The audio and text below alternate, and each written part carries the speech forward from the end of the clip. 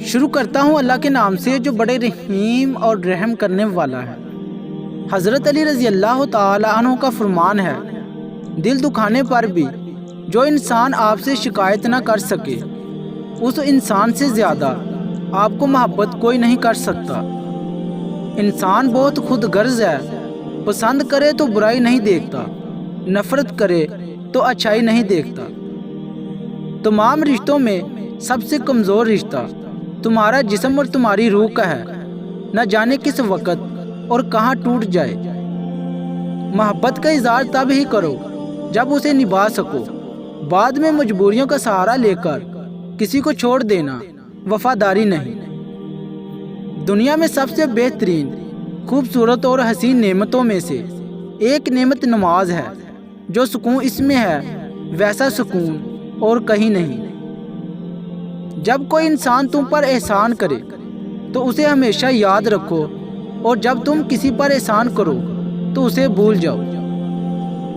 جسم کو مت سنوارو بلکہ روح کو سنوارو، کیونکہ جسم کو مٹی میں مل جانا ہے اور روح کو خدا کے پاس جانا ہے۔ اللہ جب کسی کو اپنی طرف لانا چاہتا ہے تو اسے کسی کے ہاتھوں ضرور توڑتا ہے، تاکہ اسے احساس ہو جائے کہ اللہ کی محبت کے علاوہ سب محبتیں فنا ہیں۔ انسان کی فطرت ہے کہ لا حاصل کے لیے روتا ہے اور حاصل کو رلاتا ہے۔ اپنا فائدہ سوچے بغیر سب کے ساتھ اچھا کرو، کیونکہ جو لوگ پھول تقسیم کرتے ہیں ان کے ہاتھوں میں خوشبو ضرور رہ جاتی ہے۔ خوبصورتی ایک نعمت ہے، لیکن سب سے زیادہ خوبصورت آپ کی زبان ہے، چاہے تو دل جیت لے چاہے تو دل توڑ دے۔ بہت زیادہ احسان کرنے سے عمر بڑھتی ہے اور شہرت ملتی ہے۔ حقیقی تعلق تو وہ ہے جو وقت، حالات، ضرورت، مجاز بدلنے کے بعد بھی قائم رہے۔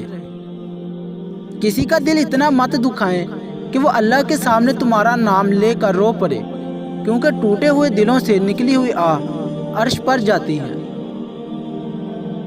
جب دل تکلیف میں ہو تو سکون کے لیے سب سے بہترین جگہ سجدہ ہے۔ اگر زندگی میں آگے بڑھنا ہے تو بہرے بن جاؤ، کیونکہ بعض لوگوں کی باتیں مایوسی میں اضافہ کر دیتی ہیں۔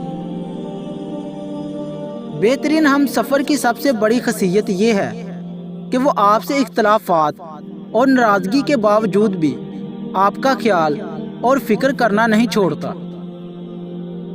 چاہو تو اپنی ہر چیز دوست پر قربان کر دو، مگر کسی چیز کے لیے دوست کو قربان نہ کرو۔ اللہ تمہارے دلوں سے کسی چیز کا خیال تب تک نہیں نکالتا ہے جب تک تمہارے نصیب میں اس کی ملنے کی گنجائش رہتی ہے۔ امید کم رکھو، مایوسی کم ملے گی، کیونکہ دکھ انسان نہیں دیتا، انسان سے وابستہ امیدیں دیتی ہیں۔